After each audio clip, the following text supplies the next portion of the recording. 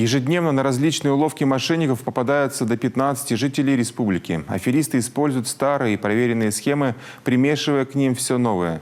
Но суть каждого обмана проста – похитить сбережения или, получив доступ к онлайн-банку, навесить кредит. Как не стать очередной жертвой IT-обмана? В рубрике «Полиция сообщает» расскажет представитель МВД Виктория Марохина. От действий мошенников страдают все – и пенсионеры, и молодежь. Аферисты смогут подобрать ключик абсолютно каждому.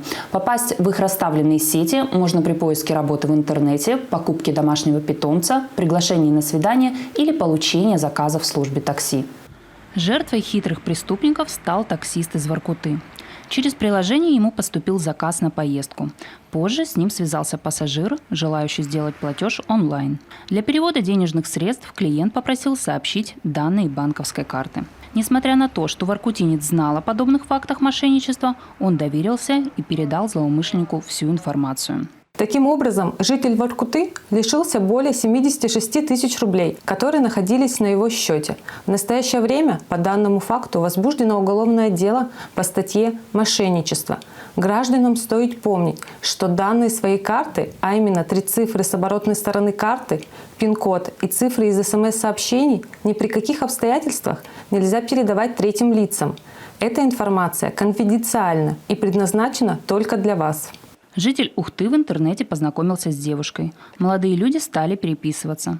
Спустя некоторое время новая знакомая предложила встретиться и сходить в театр. В подтверждение своих слов девушка прислала ссылку для оплаты билетов. Потерпевший перешел на сайт и перечислил денежные средства за визит. Но перевод не прошел. После нескольких неудачных попыток заявитель потерял 15 тысяч рублей.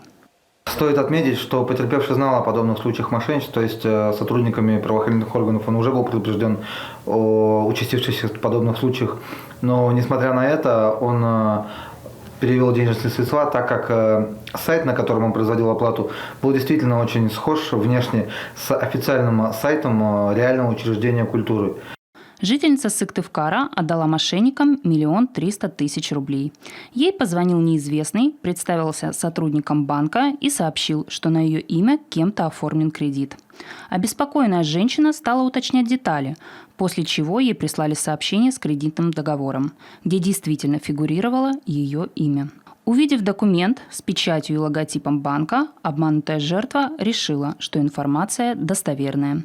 Потерпевшую не смутило, что лжесотрудник прислал ей письмо в соцсети, ее не пригласили в офис, а предложили решить проблему по телефону дистанционно.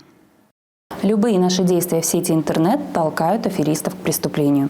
Какие бы хитрые схемы ни придумывали злоумышленники, противодействовать им можно. Всегда проверяйте любую поступающую информацию, внимательно изучайте сайты, на которые зашли. Берегите свои персональные данные. Не оплачивайте товары до их получения и осмотра. Не переходите по незнакомым ссылкам. Пока вы внимательны и собраны, мошенникам не добраться до ваших сбережений.